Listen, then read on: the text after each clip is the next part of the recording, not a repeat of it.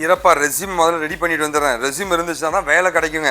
எப்படி resume ready பண்ணலாம், எத்தனை பேஜ் ரெடி பண்ணலாம், இதில் என்னெல்லாம் போடலாங்க, எது போட்டால் வேலை கிடைக்கும், ரெஸ்யூமை நம்ம அப்ளை பண்ணுறோம் ஆனால் வந்து வேலையே கிடைக்க மாட்டேங்குது. 1008 கேள்வி நமக்கு இருக்குங்க. அதுக்கான பதில் நோக்கி தான் நாம ஓட போகிறோங்க. ஒரு சூப்பரான ரெஸ்யூம் எப்படி தயாரிக்கிறதுங்க, இது மூலமாக வந்து ஹை பெய்டு ஜாப்களை நாம் எப்படி போகிறதுனா இன்றைக்கி நம்ம பார்க்க போகிறோங்க. நான் உங்களோட அண்ணன் வெங்கட் விக்கி டிக்கன் காஷனோட வெல்கம் டு சேனல்.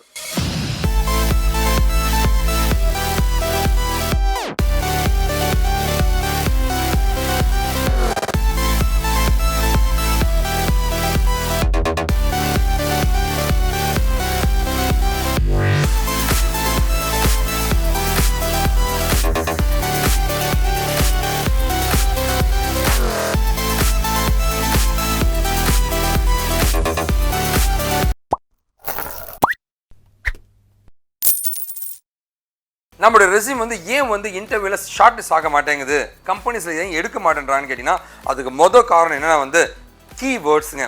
அதாவது இன்டர்வியூவில் வந்து அந்த ஜாப் டிஸ்கிரிப்ஷன் அவன் கேட்டிருப்பான், எனக்கு ஒரு ஜாவா ரெஸ்யூம் வேணும், ஃப்ரெஷராக இருக்கணும், ஜாவா ஸ்விங் தெரிஞ்சிருக்கணும், ஜேஎஸ்பி தெரிஞ்சிருக்கணும், ஊப்ஸ் கான்செப்ட் தெரிஞ்சிருக்கணும், அந்த கீவேர்ட்ஸ் அவன் கொடுத்துருப்பான். அந்த கீவேர்டு எல்லாமே வந்து நம்ம ரெஸ்யூமில் இருந்துச்சுன்னா மட்டும்தான் நம்ம ரெஸ்யூம் ஷார்ட் லிஸ்ட் ஆகுங்க. ஸோ கண்டிப்பாக வந்து உங்களோட கீவேர்ட்ஸ் ரொம்ப ரொம்ப இம்பார்ட்டன்ட்டுங்க. அது இல்லாமல் ஜாப் ரோலுங்க. அவன் ஜாவா டெவலப்பர் கேட்பான், நீங்கள் வந்து ஜாவா டெஸ்டராக இருப்பீங்க, டெவலப்பர் டெஸ்ட் எப்படிங்க மேட்ச் ஆகும், ஆகாதுங்களேங்க.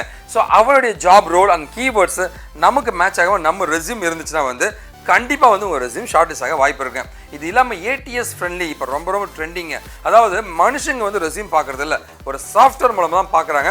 அந்த tracking system, automate tracking system இருக்கிற அந்த சாஃப்ட்வேர் வந்து நம்ம ரெஸ்யூமை வந்து ஃபில்டர் பண்ணணும். அந்த கீவேர்ட்லாம் இருந்துச்சுன்னா அந்த ரெஸ்யூமை ஷார்ட் லிஸ்ட் பண்ணு, அப்படி இல்லைனா வேண்டாம் அப்படின்ற மாதிரி வந்து அவன் கோட் அடிச்சு வச்சிருப்பான். அப்போது அந்த கீவேர்ட்ஸும் உங்கள் ரெஸ்யூமில் இல்லைன்னா உங்கள் ரெஸ்யூம் ஷார்ட் லிஸ்ட் ஆகாது.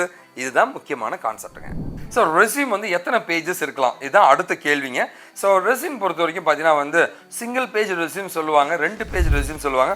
காலங்காலமாக ஒரு 2 பேஜஸ் ரெஸ்யூம் தான் யூஸ் பண்ணுவாங்க. முதல் பேஜில் பார்த்தீங்கன்னா வந்து அப்ஜெக்டிவ், எஜுகேஷன், ப்ராஜெக்ட் இதெல்லாம் போட்டு 2வது பேஜில் அவங்களோட அச்சீவ்மெண்ட்ஸுங்க அண்ட் டிக்ளரேஷன் அந்த மாதிரி கடைசியாக போட்டு முடிப்பாங்க. இதுதான் ஜென்ரலாக இருக்குங்க.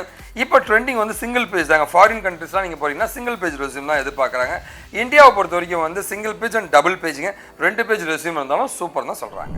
அடுத்து நம்ம தெரிஞ்சு வந்து ரிவர்ஸ் குரோனாலஜிக்கல் ஆர்டர்னு சொல்லுவாங்க. அப்படின்னா என்னங்க அப்படின்னா, அதாவது 10th அப்புறம் +2 அப்புறம் இன்ஜினியரிங் அந்த மாதிரி வந்து போடாமல் இன்ஜினியரிங் அதுக்கு முன்னாடி +2 அதுக்கு முன்னாடி 10th மாதிரி போடுங்க. இப்போ ப்ராஜெக்ட்ஸே இருக்குது அப்படின்னா வந்து ரீசெண்டாக பண்ண ப்ராஜெக்ட் முன்னாடி போடணும், அடுத்தது அதுக்கு முன்னாடி பண்ண ப்ராஜெக்ட் அதுக்கு முன்னாடி ப்ராஜெக்ட்டுங்க அப்படின்ற மாதிரி போட்டுட்டு வராங்க. ஸோ ரிவர்ஸில் வந்து இப்போ ரீசெண்டாக பண்ணதை முன்னாடி போடணும் ஆரம்பிக்கணுங்க. இந்த மாதிரி ரிவர்ஸ் குரோனாலஜிக்கல் ஆர்டரில் வந்து ரெஸ்யூம் ப்ரிப்பேர் பண்ணுறது தான் நல்லதுங்க.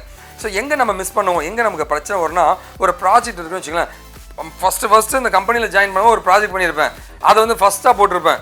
இப்போ ரீசெண்டாக பண்ண ப்ராஜெக்ட் கடைசியாக போட்டு வச்சிருப்பேன். அவன் வந்து ஃபஸ்ட்டு ப்ராஜெக்ட் கேள்வி கேட்டேன்னா எப்பயோ பண்ண ப்ராஜெக்ட் மறந்துருப்பேங்க. அப்போ நீங்கள் ரிவர்ஸில் போடும்போது இப்போ ரீசெண்டாக இதெல்லாம் பண்ணியிருக்கியா, அதை பற்றி கேள்வி அப்படின்ற மாதிரி அவங்களை எம்ஃபசைஸ் பண்ண முடியுங்க. அதனால் வந்து உங்கள் ரெஸ்யூமில் வந்து எல்லாமே ரிவர்ஸ் குரோனாலஜிக்கல் ஆர்டரில் போடுறது ரொம்ப ரொம்ப நல்லதுங்க. ஸோ ரெஸ்யூம் ஃபார்மேட்டை பொறுத்த வரைக்கும் வந்து ஃபஸ்ட்டு வந்து உங்களுடைய நேமை கொடுத்துருங்க.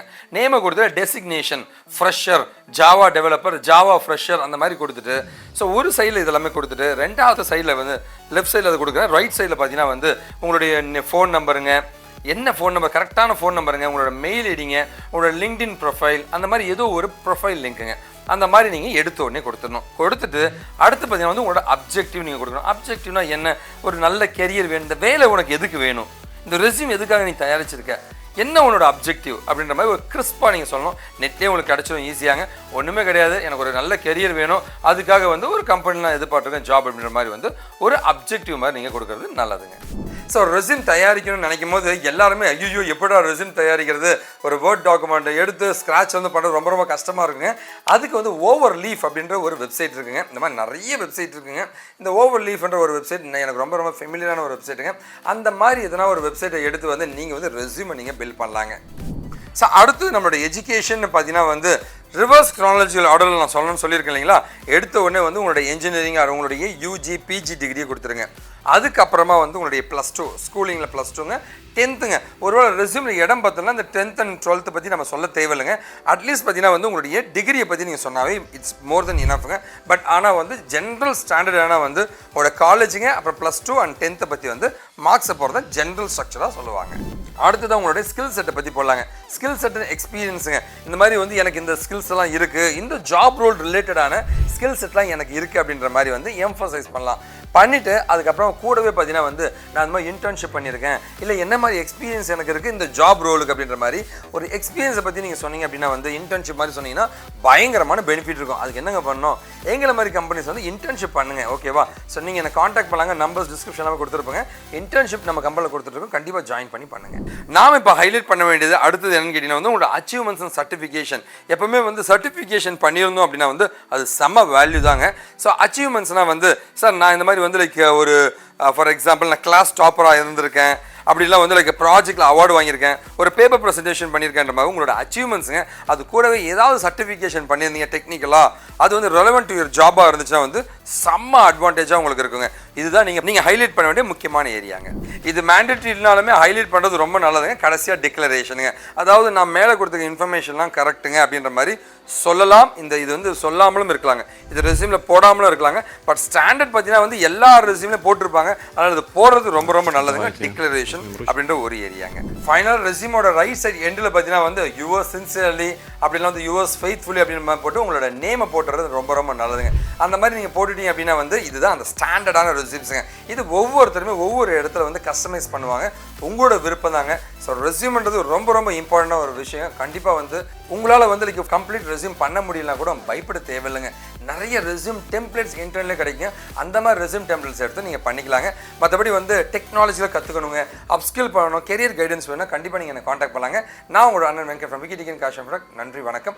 டெக்னாலஜி படிக்கணும்னு ஆசைப்பட்டா படிக்க நீங்கள் தயாராக இருந்தால் சொல்லித்தர அண்ணன் தயாராக இருக்கேன். கண்டிப்பாக நீங்கள் காண்டாக்ட் பண்ணுங்கள். நன்றி, வணக்கம்.